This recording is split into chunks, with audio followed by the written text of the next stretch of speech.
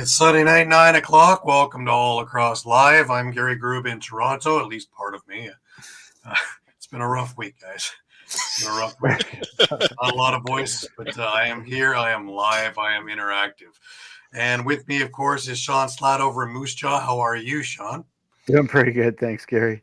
You're sounding in lovely voice tonight. And Muffler Mike over in Connecticut. How are you, Mike? No one told me that Movember was done. So, No. Funny thing was the mic was clean shaven yesterday, and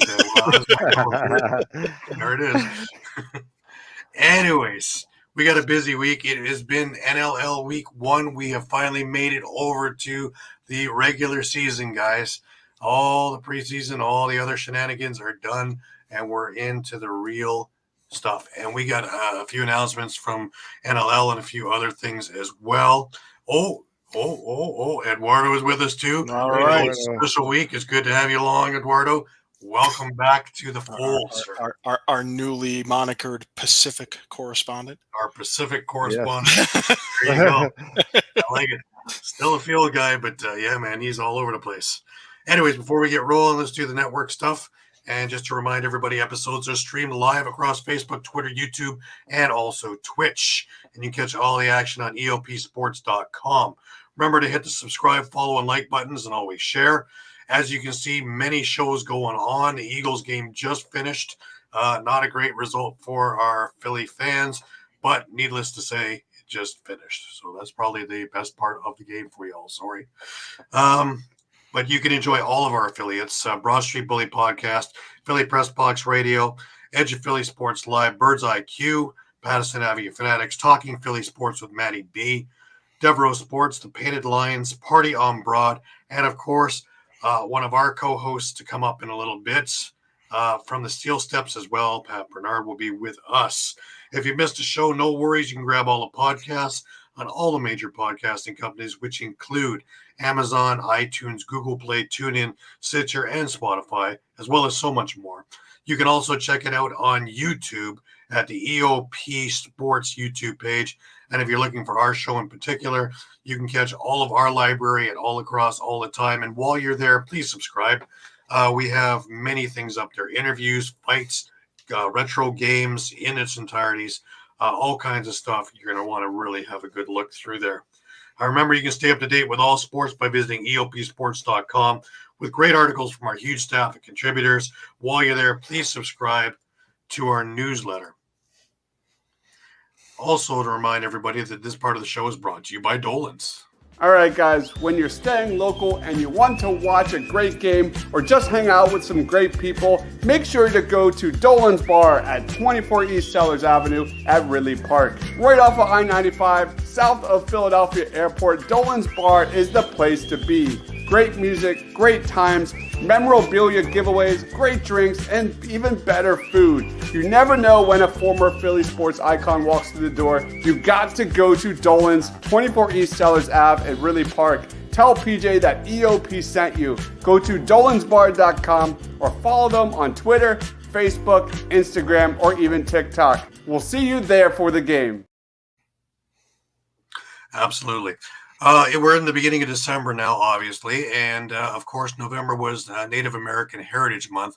I just want to say a quick thank you, to everybody for taking a look at all the articles that I was able to put up to try and bridge the gap between Native and non-Native, and try and see all the things the Natives have put towards the game, and how much it has mattered to everything.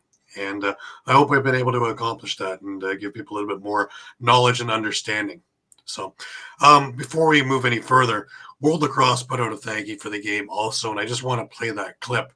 I really think it was done well. Here it is. People might know us as the Iroquois, but who we've always been is Haudenosaunee. The Haudenosaunee Confederacy was formed about 1,000 years ago. We are the oldest continuous democracy on the planet. That's the gift that we gave to the world. That and lacrosse. And when cosmology of our history, the game has started on the other side of creation. It's an indigenous game. It's very important to our culture. It's part of our ceremony. It's part of our medicine. I mean, it's fundamental to who we are.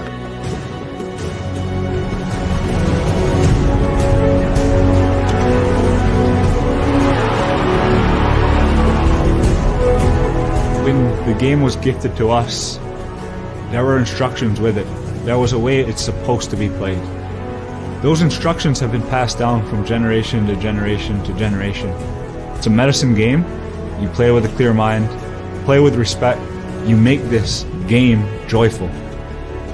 Lacrosse is for everyone. And, you don't have to be Haudenosaunee, you don't have to be Native American to feel that connection with the stick or with the game or with the medicine. It's diversity, it's inclusion, it's all of it. So I feel the sport will help bring healing to the world. Our communities have this higher sense of the game. This isn't just business for us. This isn't just about being in the spotlight. It's about bringing the eyes back to our communities. So I think this is just the beginning. It's bigger than me. My family, my community, gives our people a voice. And to give that to them,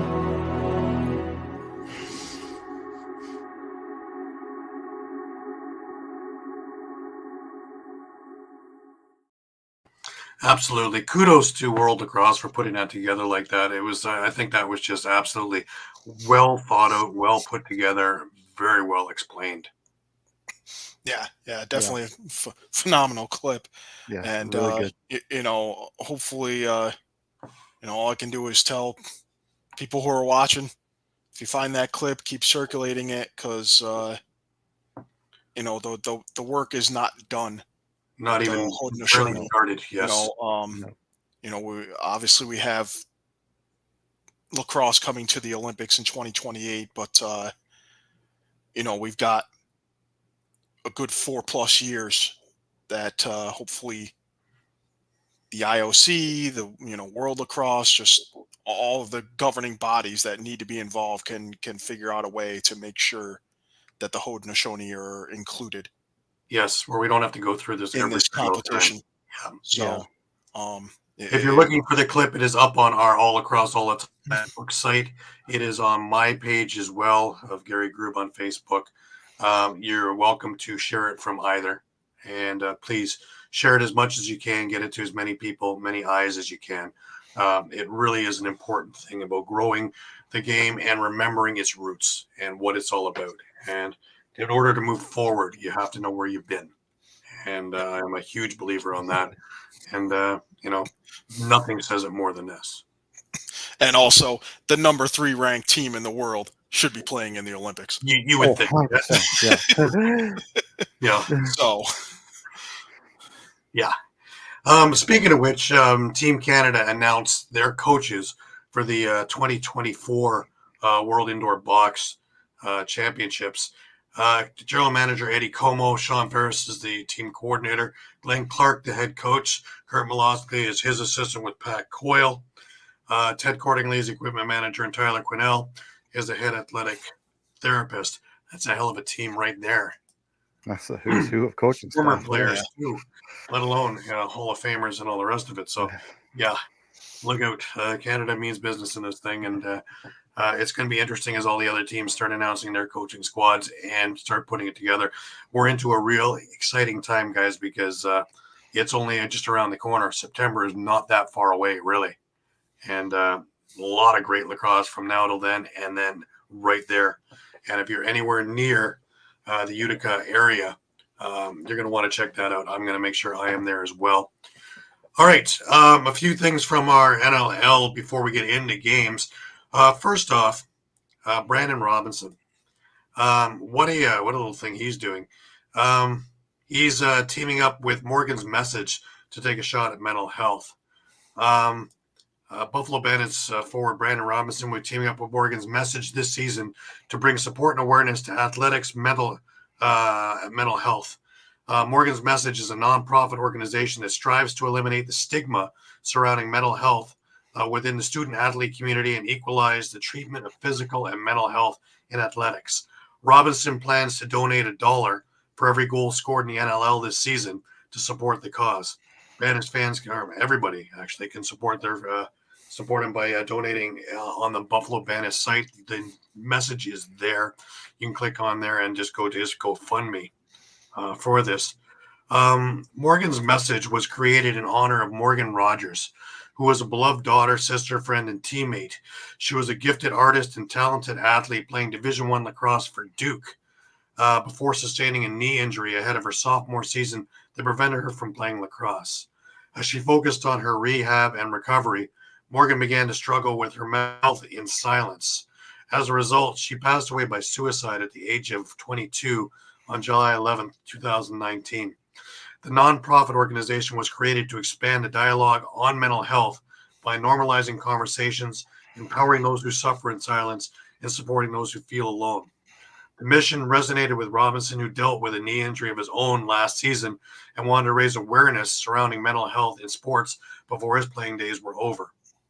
As he put it, I'm sure there are tons of people in the league that have either experienced or know someone who has gone through some mental health challenges, Robinson said. So I think it hits home for not just myself, but probably a lot of people around the league, fans, broadcasters, coaches, everyone.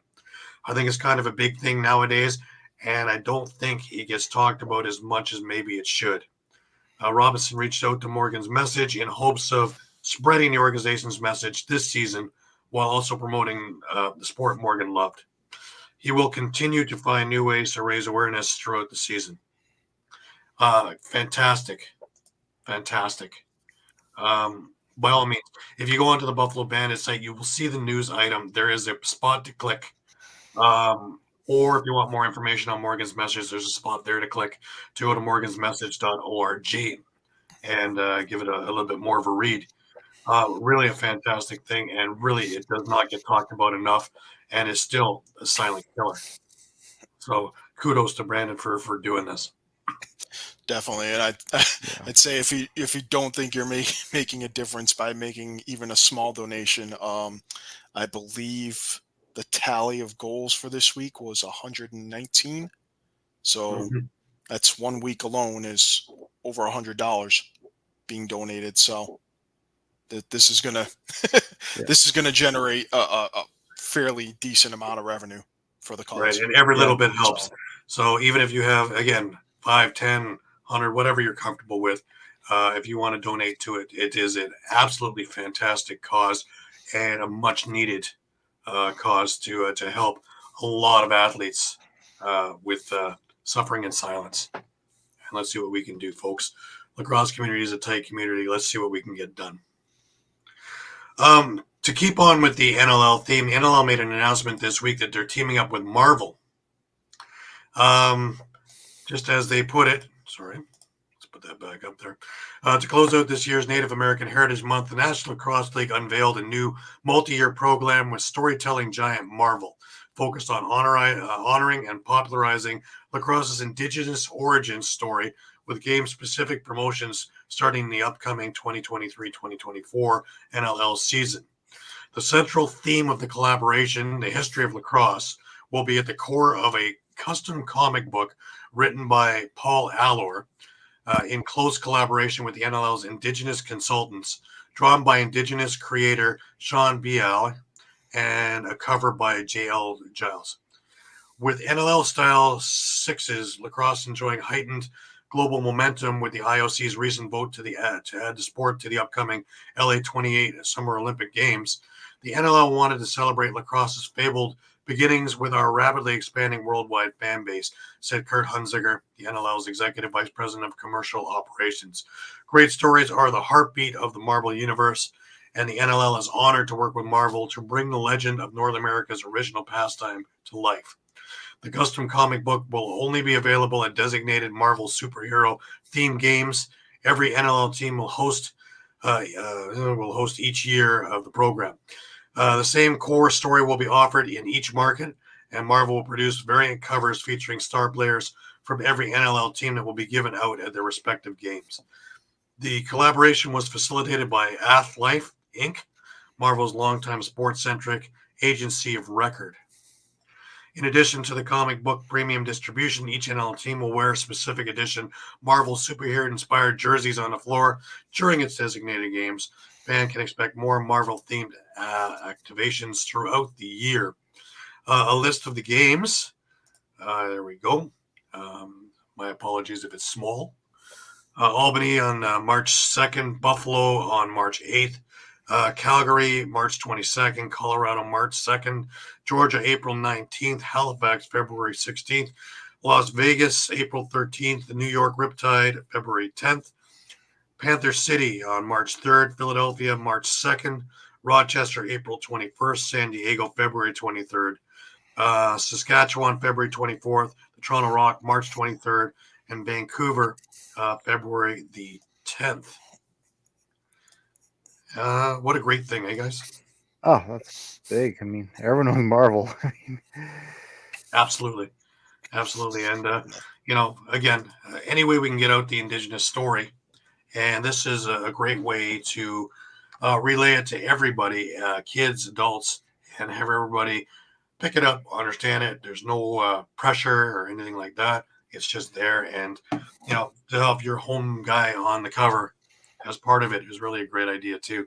And if I know these artists, you're going to have some really great illustrated books with some really great stories that really pinpoint the beginnings of the game again and how it, again, interrelates with what we're watching now. A little bit of movement in the prior to the Week 1 games. Colorado and Panther City made a trade in which Ty Thompson is now in Panther City, and Colorado receives conditional third-round pick in the 2024 entry draft. Dylan McIntosh was signed by the Vancouver Warriors. Here's one that was interesting. Is the Bandits acquire Emerson Clark from Las Vegas for the rights to Curtis Wagar, a goalie in the Buffalo organization. That one had me scratching my head with all the goalies that are in the Buffalo organization. Yeah. Interesting that was the one that came up. John Phillips was signed by Colorado. They had room. I had never really figured out why he got released. Now, an interesting thing that I saw on Brad McCulley's page, we all know Brad McCulley of the Buffalo Bandits, and he was part of the Robert Morris University. But just to show you how many bona fide stars are coming out of there, this is just to look at who's in the NLL today that came out of the Robert Morris program. Quite a who's who, if I may say so myself. Will Johansson, Kyle Buchanan, Brad McCulley, Owen Down, Tyson Gibson, Lucas Magnan, Jacob Rouet, Corson Keeley, Kyle Matisse, Kevin Brunell, Mitch Wild, Colton Lidstone, Tyler Digby, Taggart Clark, Ryan Smith, Jake Boudreau, James Ray, just a who's who coming out of there. We hear a lot about Syracuse, we hear a lot about Maryland, and we hear a lot about Duke, but we don't hear that much about Robert Morris, and really, kudos got to go to that program as well. It really has stepped up his game, and lots of professionals coming to the NLL, let alone the PLL, for the field program that it is. Definitely. All right, guys, before we get into Week 1 with the NLL released its power rankings for Week 1. It's kind of interesting because a number of the teams in this power ranking didn't play this week. I list to the first, 4? Buffalo, San Diego, Toronto, and Colorado. None of them played.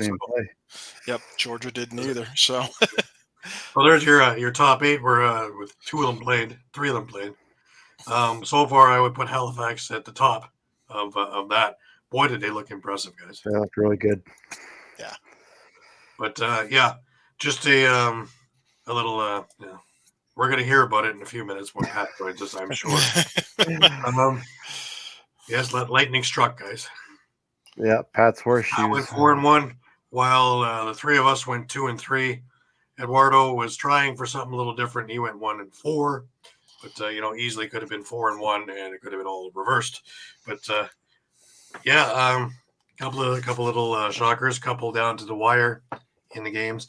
Just to look at the scores before we get into doing our recaps. We had Halifax over Saskatchewan 17-12. Albany beat Vegas 12-10. Panther City was able to beat Vancouver 11-7.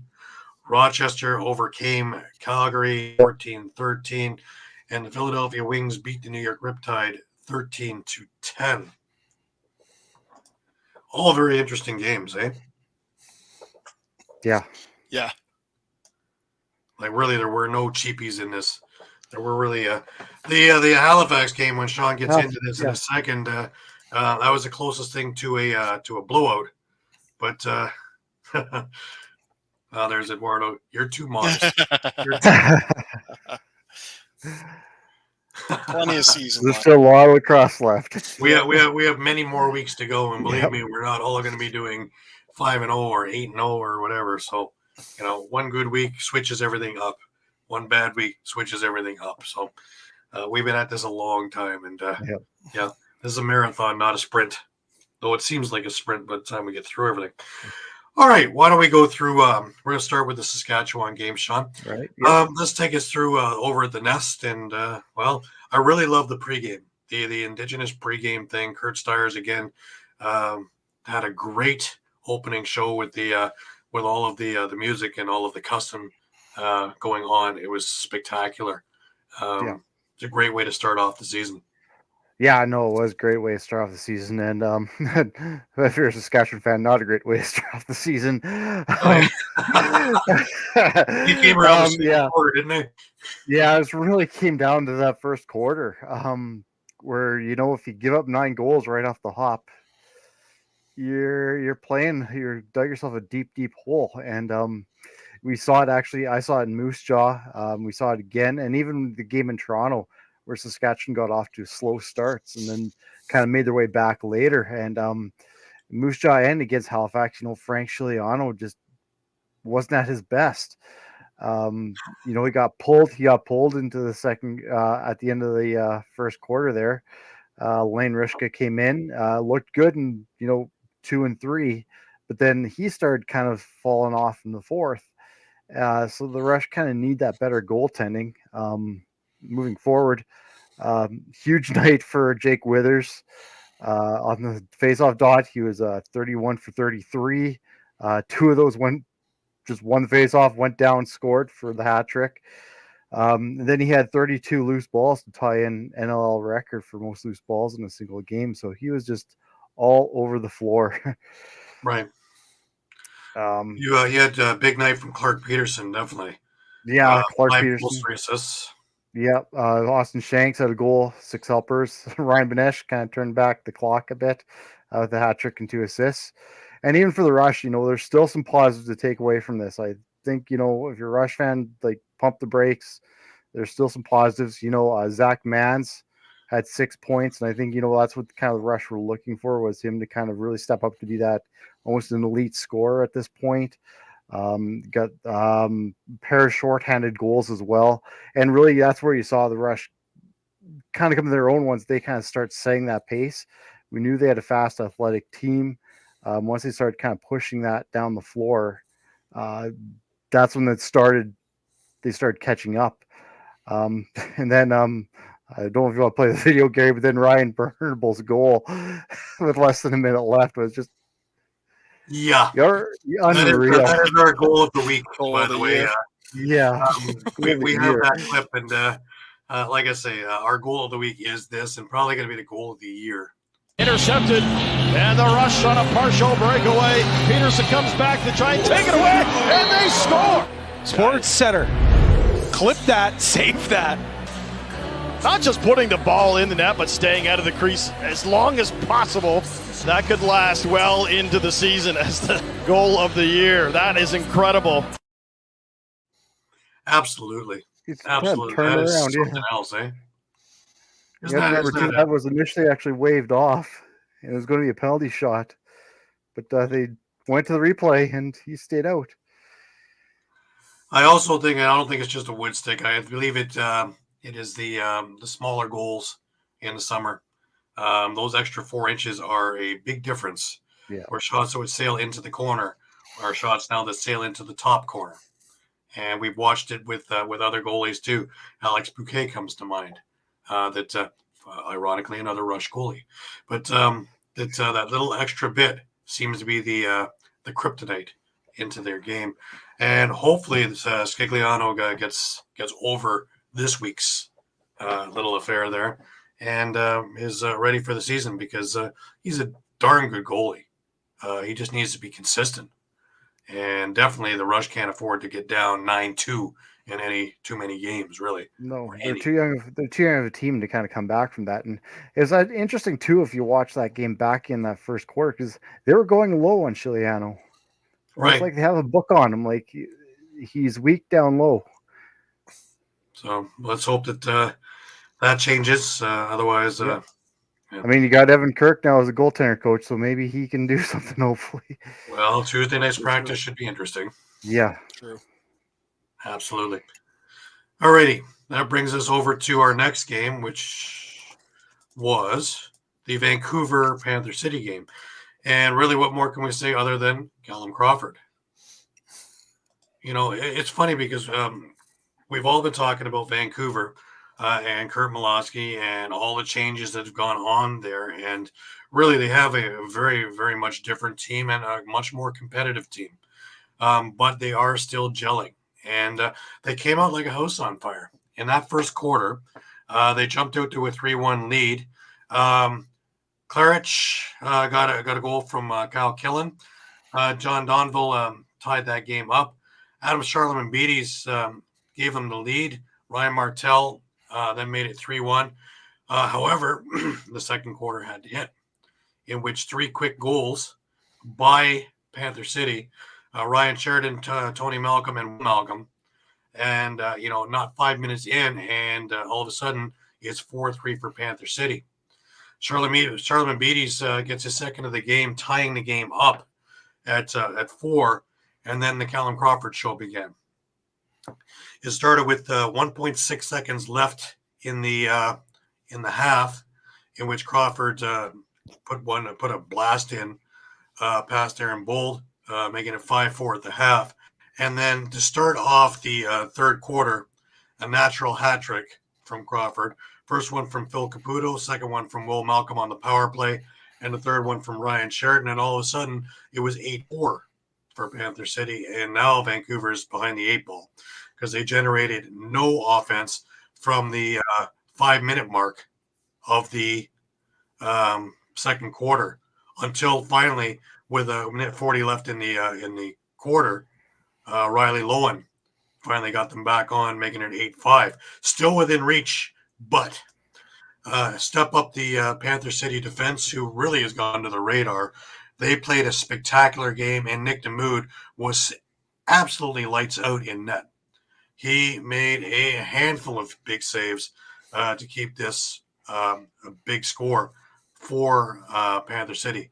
Liam Patton had a beautiful transition goal on a long lead pass from Jonathan Donville, making it 9-5. Reed Bowering got his first of 2 of the night from a Ryan Martell pass, making it 9-6. Then Caputo and then Callum Crawford with another absolute blast with just 5 minutes left in the game on the power play, made it 11-6. Reed Bowering got back with 3 minutes to go, but it was all she wrote.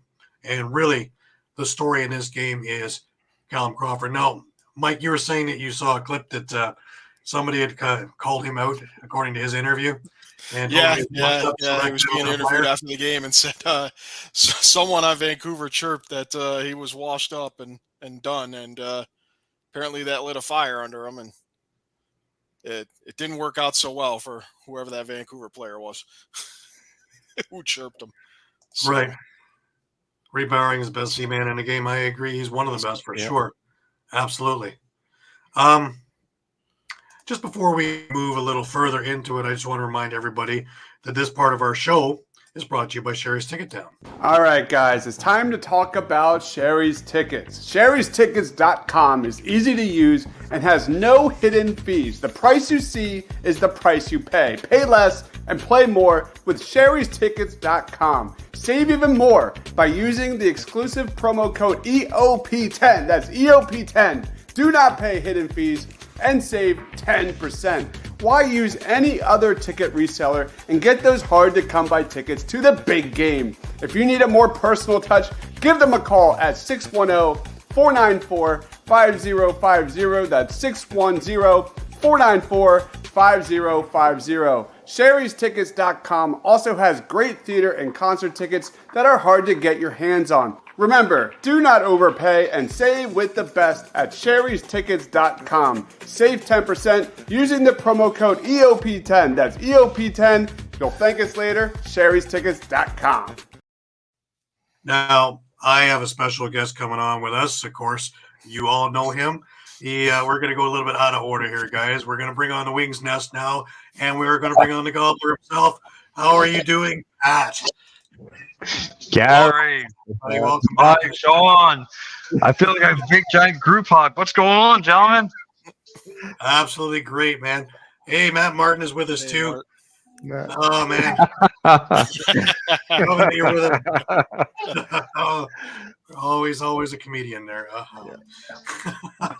Pat, what's going on, man?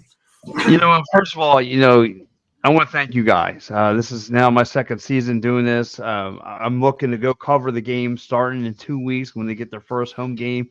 And wherever I go now and I see somebody with a lacrosse stick, I immediately think about you guys. I start talking to people about it. I get them to follow the shows and so forth.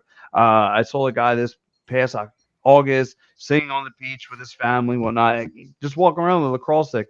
Me and him got talking to business.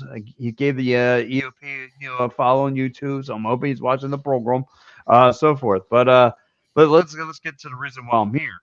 And the reason why I'm here is because this Philadelphia Wings team, some positive and negative things I got to take away. So right off the bat, I the new addition to the team, Holden Catoli looked really, really good. Gets the Wings going on the power play goal, which is phenomenal.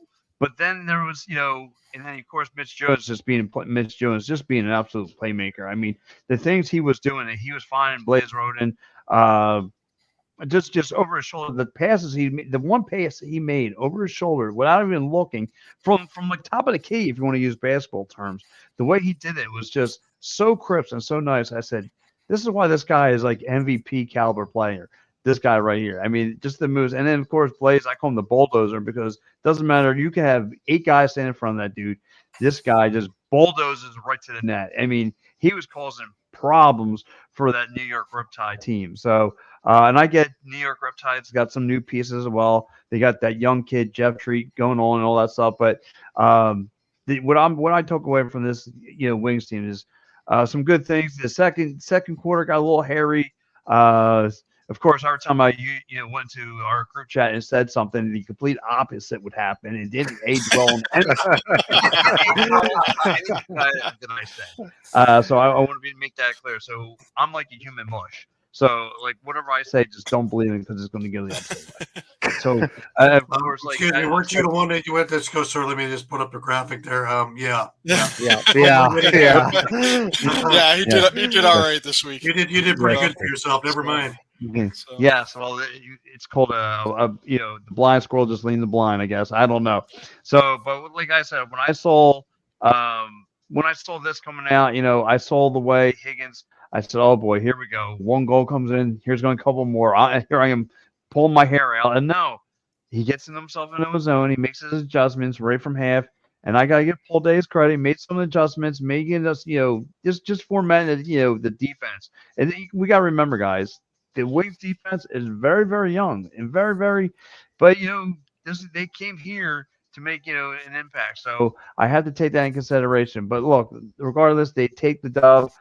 Mitch Jones did not have a whole lot of goals. He only had 2 goals tonight, but he had 6 assists. So again, he was finding guys open. I mean, when we're drawing that much attention from the opposing team, when he's drawing the Riptides, he had like 2 to 3 on coverages. It made it easy for him to spot guys open. He plays the point guard role. Again, to use basketball terms, he can find guys open. That's his role. So, but then of course you have other guys who the Ben McIntoshes, the Sean, Sam LeClaires, like those guys are contributing as well to this team, and they were finding it back in that as well. So overall, good taste for on the right direction. Gary, this week you and I may not be friends through the all up till Saturday. So, well, the funny thing is that I'm having dinner with the Catoni's father before the game. Oh, awesome. Yeah. They're all friends of mine. So Guido can be in town, and it's always great to see him, and of course Holden and Tate, and great guys. And Philadelphia is very lucky to have both of them on the team, and their offense is going to show it. One of the guys who you were talking about is also Joe Resiteritz, who had 5 assists in this game. Really a great setup, man. He's actually the digger to get it over to Jones, who can get it off to the Reardons and the McIntoshes. And really, everything seems to be working very well. Paul Day spent hours and painstaking times throughout training camp to make sure that he had an offense that gelled. Yes, it is the Peterborough Wings. There must be, I think, 11 or 12 of them out there now. But that's a Man Cup champion team, and that has to be worth something. And I think Philadelphia is just scratching on the beginning. But I did find a clip for you, Pat. I did find a clip for you. Nice. And I thought about you, especially when we watched this one here. And it was a Connor Kiernan goal for the Riptide. And here. Whoop, there it goes. If you sneeze, you missed it. But zigged when he should have zagged. But the big thing there is if you look at Higgins, he made 48 saves in that game. That's pretty spectacular. Yeah. Right now, I'm on the phone right now. To Paul Day, showing him that clip, and I want him fired immediately. Like I say, he made 48 saves out of 58 shots, so that's still a pretty good day at the office, if you ask me. And with guys like Jeff Teat, Jeff Teat has been a weekly highlight reel for us over the last couple of years. And if you're able to keep him in check, as well as Riley O'Connor, Connor Kiernan, and a whole bunch of the other ones, you did really well. Because I a lot from New York as well. Definitely have to give credit to the Wings defense there. I mean, between Teat and O'Connor, I think they had 27 shots and just 2 goals to show for it. And you guys know I love Riley. I mean, he looked frustrated. He had a lot of good looks, and Higgins was up to the task. Higgins gets in the zone, man. When he's in that zone, he's not going to be beaten. It's to keep him in that zone is the big thing. But as to your point there of talking about a guy with a lacrosse stick on the beach, I wanted to play a little clip from my Thursday show, which is on Spanglish Sports World, NL Lacrosse Talk, which I usually do with Frank Stanishi. This week I had 2 legends on. I had Bullet Bob Terring, Hall of Fame coach, and Mike Powell, of course, of the Syracuse days, who has his jersey retired in Syracuse. He actually stepped away from lacrosse to become a musician, has 6 albums, 200 songs. And if you get a chance to go on to, go on to Spotify to check out some of his music, really fantastic stuff. But they were talking about how Mike Powell developed his skills, because he has mad skills. He absolutely turned people inside out. In my eyes, as I told him, he was a human highlight reel in Syracuse. One of the real reasons why I watched the games at that point. And really, here are the 2 of them discussing it. Did it. I got a question before we go on to more of your accolades. How did you develop your skill level to what it is? I mean, I've always taught, wall ball, obviously competition, but you had extraordinary skills. How did you develop those skills that you could tell somebody else? Yeah, I mean, I don't think success has a secret recipe. I think it's just repetition. And the quick story, I'm sure you've heard it before, Bob, but on all of our school pants, my mom took a piece of yarn and sewed a holster on our belt loops. I remember that. So we could carry our sticks to school. And we'd pull them out and we'd play wall ball when we were walking into school. And, as soon as we got out of school, we'd pull them out of our holsters and play wall ball on the way to the bus. So it was just that level of obsession for me. Wall ball was certainly our biggest thing. We did play that a lot. We lived right next door to an elementary school, which had a great brick wall, nice surface that we could just walk to. But it was all the backyard, and we played all different styles in the backyard. Really, really well put. And like I say, his goal was to win an NCAA championship, and that's what he did. And he really lost the flavor for the pro game. He played a couple of years intermittently, but he made a left and went on, became his own guy doing music. And Ryan McMichael is correct. Dude did a flip in a game, in the middle of a game, and scored. It was pretty awesome, amongst all the other stuff. Just watching him juke and jive and just turn guys inside out was just incredible. But yeah, to go about that, they had holsters sewn into their pants so they carry their sticks with them all the time. Wow. Just play wall ball. Whenever like you said. Yeah, like I said, it was interesting. I mean, like I said, when I saw the guy just walking out there, just sitting on the beach with it, just showing with us, lacrosse. I said, me and him just got to talking about it. And he said, I'm a big fan of lacrosse. And that's when, I'm like, you know what, you need to come check out all lacrosse all the time on EOP. I'm like 9 o'clock. I said, you'll really enjoy the show. So, but yeah, nice guy. Again, he said he has been growing up his whole life loving the game. So, interesting story. So, again, getting, meet some people that, share the same passion for lacrosse is something else. But, to go back a little bit about this Wings game on yesterday, the one thing I did notice, the one thing I didn't like about the Wings was, I noticed that New York Riptide was getting a lot of loose balls, and right off the first, and and granted, Higgins was standing on his own, just making sure nothing got through, and I said, listen, we gotta capitalize. Like, that's another thing I was tearing my hair about. I'm like, you guys need to get on these loose balls because at some point something's going to backfire. I said. So, but again, the team came in their own, played very, very well. Like I said, Blaze, he became now he's the captain of the team. So, but he played like it too. Again, he was just being a wrecking ball, down the low. So he was taking care of all the dirty work, and again, led this team to victory. So if you're going to have games like that where Mitch Jones is going to be able to connect with people low in the paint, rather, you're going to have a recipe for success. Moving forward. And Eduardo was correct. Wings looked very different without Rambo. I remember he's on the holdout list this year. So yeah, just to touch real quick on the loose ball thing. I mean, I think that's part of the reason they made some of the trades they did, bringing in Scott Dominy, Mike McCannell. Obviously they're giving a couple of these young draft picks, a chance, and they looked pretty solid, for their debut. We got to remember Mitchell Armstrong's just 19 years old. But I remember one Latrell Harris, playing for the Rock at age 18, and he's now the reigning NLL Defensive Player of the Year. So, yeah, because I was going to set the bar too high for Mitchell Armstrong. Well, that's the thing. I was just going to add to that, Mike. That's exactly the thing, right? It's a young defense in Philly. I mean, there's going to be some bumps along the road. It's going to take some time for them to gel together. It's the first game of the season, right? It'll come together.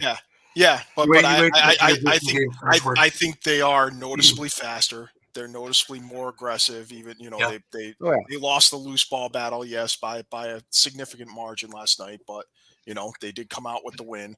I think I like so far what I'm seeing from guys like Alex Pace, Marcus Minichello.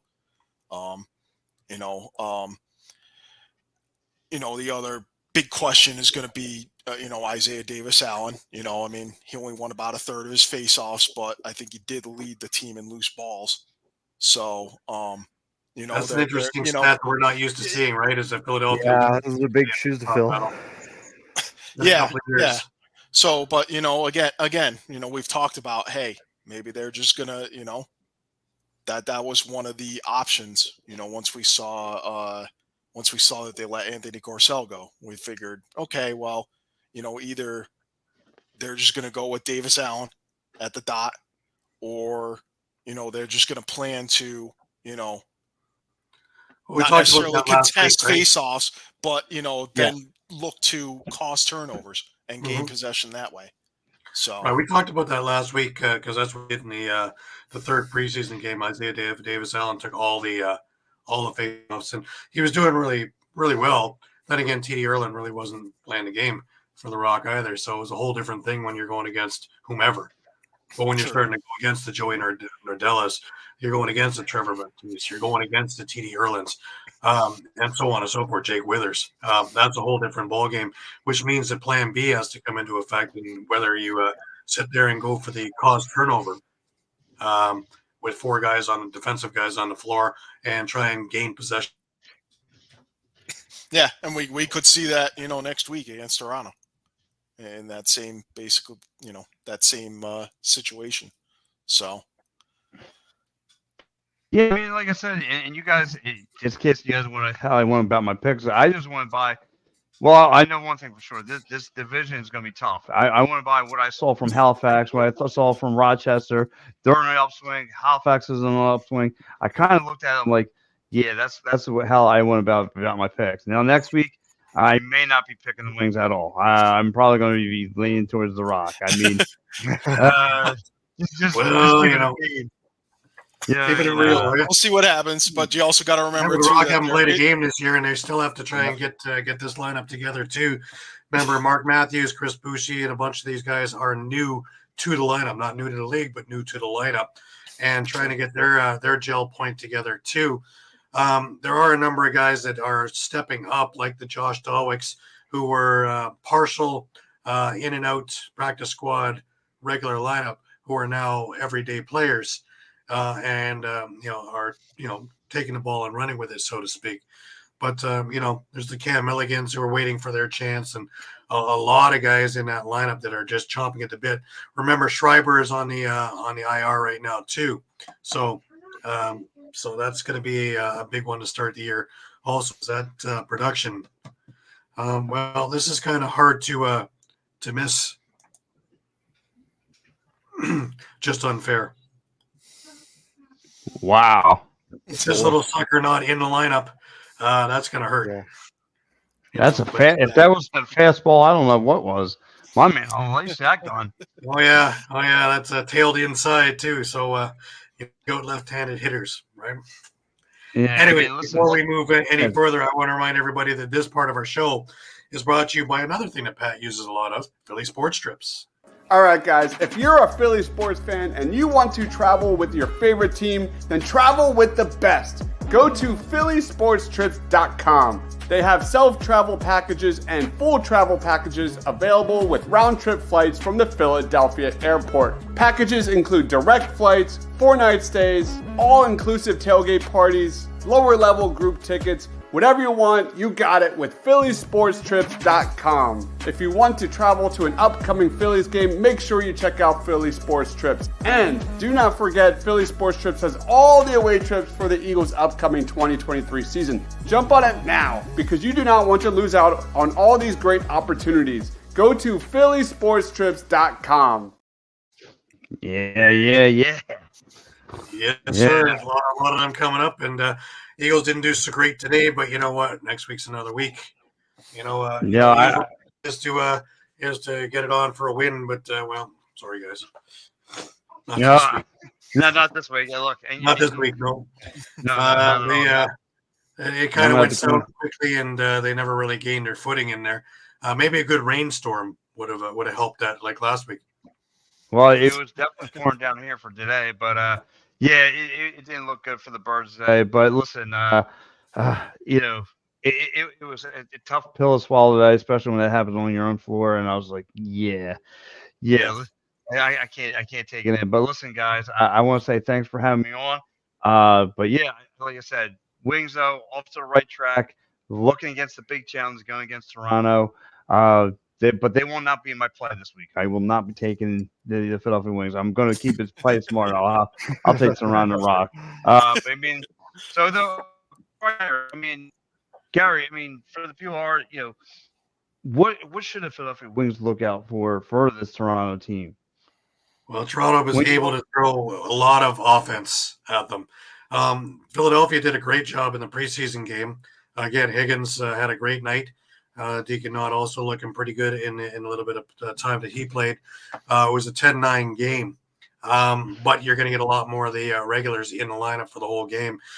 Inside, you're going to look at Dan Lintner being in there once again. Your quarterback, Mark Matthews, who looks like he's 28 again. He looks young. He's just floating around the floor, and he was moving great all through preseason. Chris Bushey seems to have developed a good chemistry with him. Also, Tyler Hendricks, if he gets into the lineup, a big body who has come across. Josh Tolwick from the outside with a big booming shot.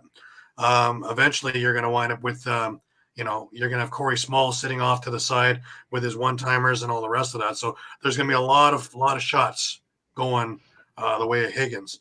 The one thing Toronto doesn't do a whole lot of is go inside. So I'm hoping that somewhere in the schemes there that both Colin Doyle and Rusty Kruger have designed some plays where they go inside a little more and crash the crease or go near the crease, that they don't need long distance charges to get to the crease, because that drives me a little insane week in, week out.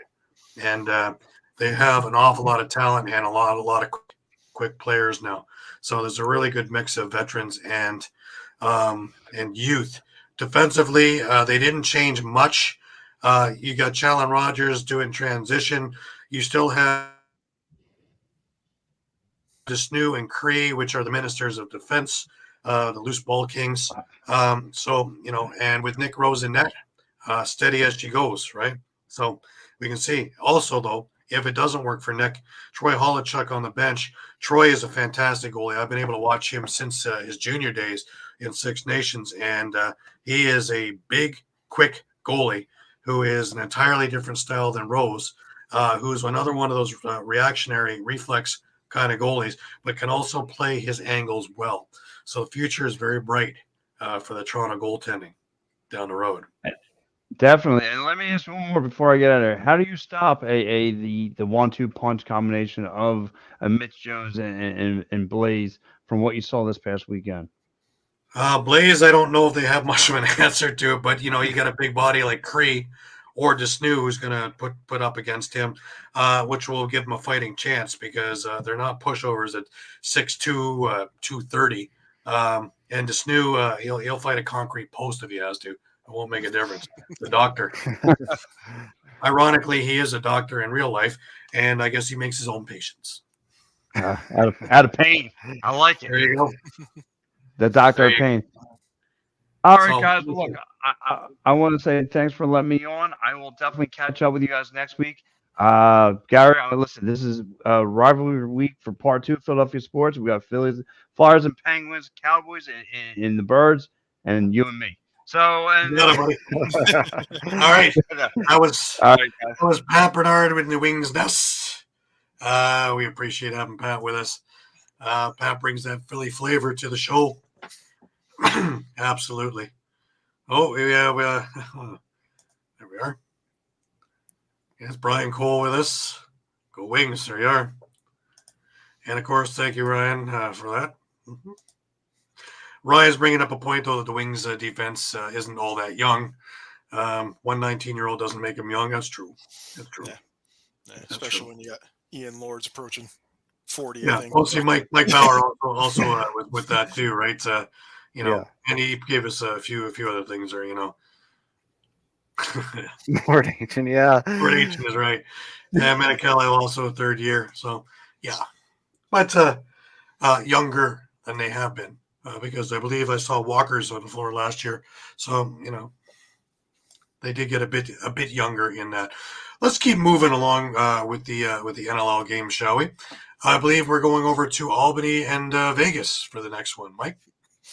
Yeah, and Albany coming out with a big win, down 9-8. They rally for 10-9. They were down. They rally for the final 3 goals to win 12-10. My takeaways really, this is huge considering they didn't have Tanner Thompson in the lineup. One of their leading scorers from last year, but very balanced approach. Again, a lot of same theme it's been all weekend, really. Right. A lot of guys making their debut and making an impact. In this case, you had Ty Kurtz with 2 goals and 3 assists. You had Alex Simmons with 2 goals and 2 assists. Their first career points in the NLL. To go with Ethan Walker, 2 goals and 3 assists, and Sam Firth, 2 goals and 3 assists against his old team. So, question for you, Mike. Should they be a little bit concerned that they didn't walk all over Vegas in faceoffs? Nardella's back. I wouldn't be concerned with that as much as I was concerned with 0 for 9 on the power play. Yeah, special teams are going to bring up. Yeah, they weren't very special, were they? No. So, I mean, this game could have been a lot closer to, how maybe Halifax Sask looked, in terms of quote unquote blowout. Right. To have 9 chances to convert and not get anything out of it. That's definitely going to be a sore spot, in their practice. Definitely. Yeah, certainly. But they're going to head home next week and face the defending champs. So that should definitely be interesting. But I would note they opened the season last year with a win in Buffalo. So right. Very true. Anything can happen. Yeah, but the injury bug really hit them last year. So I don't think Lightning can hit that hard the second time around. But you never know. Vegas, with guys like Casey Jackson, who are new to the club, they have a whole new punch. Jackson, of course, put his mark on the game with 9 points, with 5 points, 4 goals and an assist. Definitely going to be a fire starter, should I say, for the Vegas offense. Definitely, and Zach Greer turning back the clock himself, hat trick and 2 assists, and then another NLL debut that netted some points. Sean Wesley, one of their top picks from last year, goal and an assist. So, right. And I believe Dylan Watson played as well. I don't believe he recorded a point, but their top draft. Yeah, it says Dylan Watson. So yeah, it's not bad. It's not bad. They have a little bit of gelling still to do, but definitely a competitive team. And another thing that's good, Landon Kells looked really good. Yeah. Yep. Decent outing, and I think part of that gelling too is some of the veterans, kind of readjusting to new roles. Guys like Reed Rideholt and Jacob Rouret, who are kind of playing more two-way now, and a little bit more in the back end. So that's obviously going to be a little bit of an adjustment for them, But we've seen guys in the past excel who were forwards, kind of move to defense. The Cliff Smith types and Heine Thompson, Brett Bucktooth. So it's not unheard of. Right. For a guy to transition from the front to the back and be able to continue with success. No, I say Vegas, there is a young D. That's true. That is very true. That's true. And Zach Cole was fairly impressive at the dot, going up against Joe Nardella. So yes. Shawn, you have a fan. Love the classic. Yeah. I went all classic, Edmonton and then the Stealth. So yeah. Yeah. Absolutely. Yeah, I think that we're going to see quite a bit once they start getting the feel, but they are a young team, and a veteran leadership, sure, with Ryan Holtz and Hellier and that, but really the nucleus has got to get it together for it to work. Alrighty, let's move on. We have the Calgary Rochester game, which is left, eh, Sean? Yeah. Interesting game. Lacrosse is a game of momentum. Isn't that true? Yeah, Rochester came from behind for the 13-14 win over Calgary. A rough first half for the Nighthawks. They're down at one point 10-5. And yeah, they had a rough start. They got the first goal, but they really had a rough first quarter. Yeah, and Ryan Hartley just looked shaky. Got the hook as well. But Riley Hutchcraft came in there and did what he had to do to get help Rochester get back into that one. And then the third quarter, Kyle Waters, Ron Reese, Connor Fields, Turner Evans, Matt Gilray, 5 goals. And now all of a sudden you're tied up. Put 3 more in to begin the fourth quarter, an 8-goal run, and they're away. Again, Del Bianco faced over 60 shots. We saw that in Moose Jaw. Now we're seeing it first game of the season in Calgary. So I'm wondering if there's maybe some question marks on defense, giving up that much kind of rubber to Del Bianco. I want to get back to the Riley Hutchcraft thing, though, because I knew it here because I watched him in Mimico as a junior. And when he's given his chances, he really is a fantastic goalie. He only gave up 5 goals in almost 44 minutes of the game. He literally turned the tap off on the Calgary offense, and they got very frustrated very quickly. And, it wasn't just a few shots. He faced 28 shots. He made 28 saves. He faced 33 shots. So he faced a lot of rubber in his time in there and was stellar. So question is, does Mike Hazen stick with the plan and go with Ryland again? Or is Riley starting to, finally earn that starting job that he so deserved in this league? At this point, I think it's just one game. I think you need a bigger sample size at this point. But, hey, it's a good problem to have if you have that 1-2 punch of Hartley and Hutchcraft, right? Especially looking at this game now and knowing, okay, if Ryland is struggling, we can go to Hutchcraft and we can still have a chance. Absolutely. Yeah. Absolutely. But to say that team, Rochester, has got a lot of talent. So is Calgary. There's no fluke why this was a 1-goal game. The parity in this league, we keep going back to that, but we're going to be scratching our heads with a lot of scores this year going, wow, I didn't expect them. Wow, my God. Yeah. More than other years. So these 2-3 records that we're having, 3-2, 2-3, 4-3, 4-2. There's gonna be a lot of that this year because these teams are so close to one another with how they are lined up and how they match up. Yeah.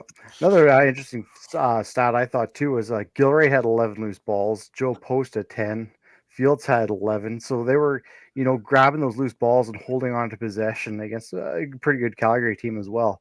Right. Now we have 6 games coming up next week. We've already talked about Philadelphia and Toronto. Buffalo opens their season next week in Albany. I don't know. That Buffalo Bandits team, that's the championship team, minus 2 players.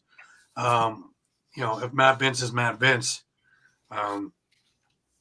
Albany's in for a long evening, especially if they go 0-9 on a power play. Yeah. Without a doubt. If we go further, we got Colorado and Georgia both opening their seasons in Georgia. That will be an interesting one. Colorado, remember, is the finalists from last year. A few changes in there, but overall a very, very sturdy lineup from what they've had in years past. You still have all the main scorers other than Ryan Lee, who is out for the year. And Georgia, of course, you've got 3 of the 4 Thompsons in there.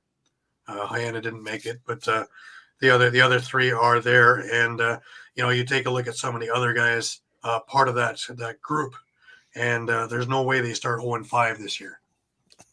And with Dobson in net, no way. Yeah, I think this will show kind of where Georgia is. And let's not forget Dylan Ward's on IR.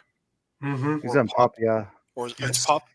I think it's the pup. Okay. I could be wrong with that. So he could be back for this week. It's a good possibility. I would say, short of a severed limb, that he's not going to play. Rochester faces Saskatchewan in Saskatchewan. Sean, I'm assuming you will be there. Yeah, that's the plan. Mm-hmm. And we have Calgary into San Diego.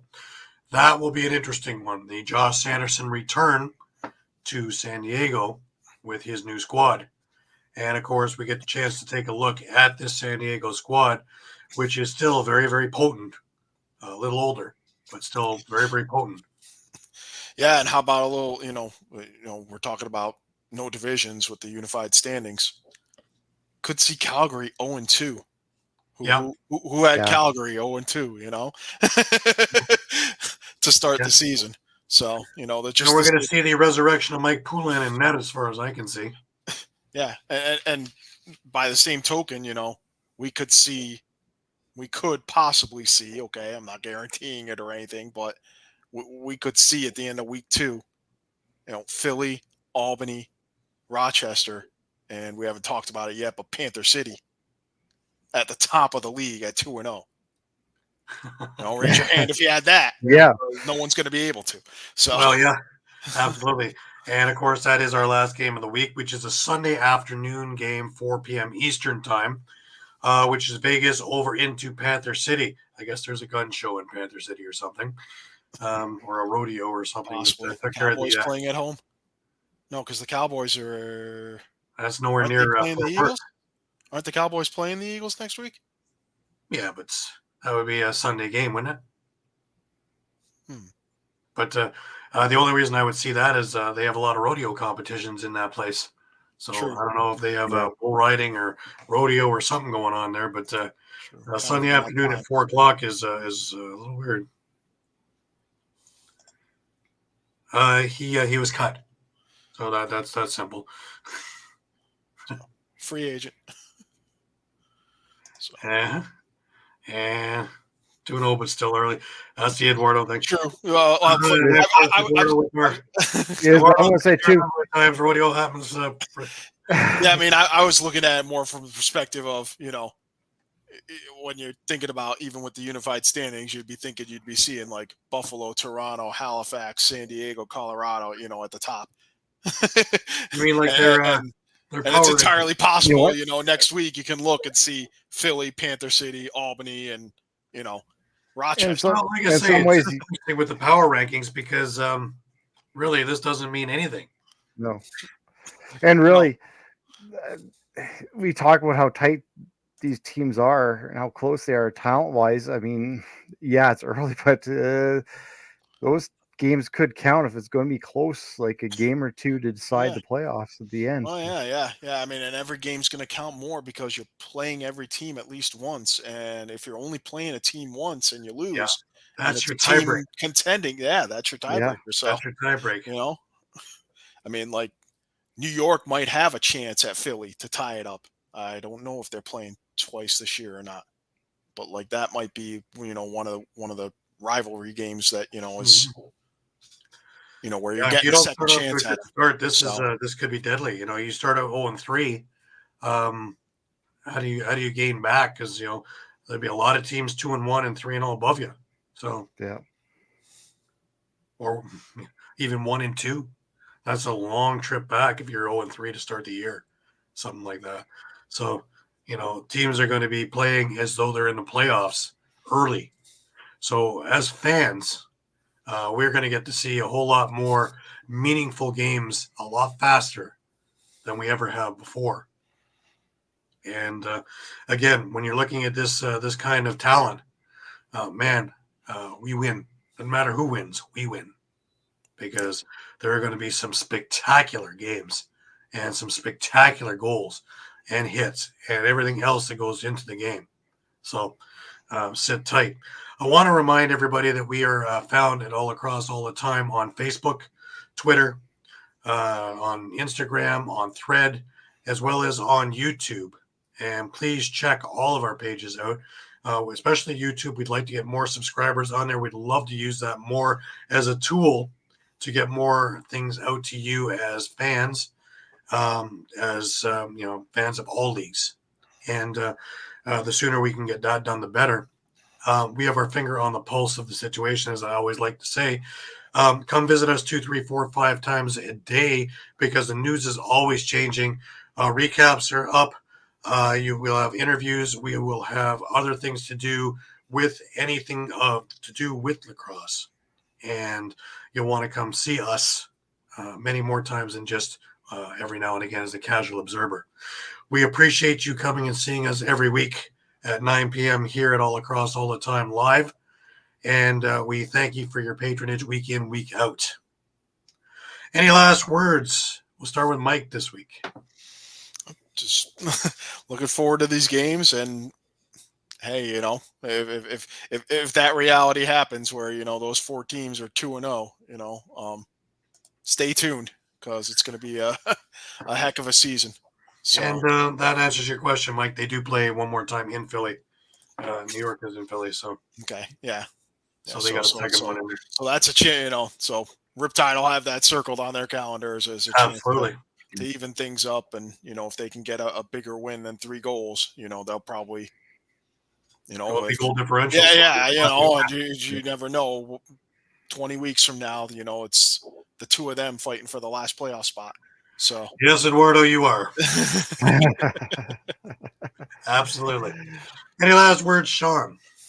Just looking forward to hopefully getting back to the SaskTel Center next weekend there, and the atmosphere is always wild out there. So Eduardo's got his final words. Absolutely. Yes. Thank goodness. That's right. Yes. Me personally, I'm looking forward to getting back to First Ontario Center this coming week. We're still at Hamilton this year, until they go to Mississauga next year for construction in Hamilton. But hey, it is what it is. As long as there's an arena for them to play in, we win. So it doesn't matter. Have car, will travel. If you don't have car, have bus, have train, have airplane, whatever. We'll get it done. Trips in the near future. I plan on being in Rochester, I believe the middle of January, to catch the Bandits and Rochester up close. And hopefully, if all things work out, I should be in Buffalo in the next 2 weeks for the banner raising ceremony. That all depends on Old Man Winter and what he wants to do around here. That always changes plans very quickly around here. Yeah, I'll be in Long Island on the 16th for the Riptide Halifax game. So absolutely, and of course, Shawn is touring Saskatchewan for everything else. Yeah, and I'm trying to work out some dates to get out to Calgary. Unfortunately, things aren't quite working out quite yet, but I'm trying to get my way out to Calgary at one point. Absolutely. So again, for Shawn Slaght over in Moose Jaw, for Muffler Mike over in Connecticut, I'm Gary Groob in Toronto. And again, we thank you a million times over for being with us week in and week out. And stick with us because we will be with everything to do with lacrosse now and always. And all across all the time. Until next week, keep your stick in your hands, and we will see you then.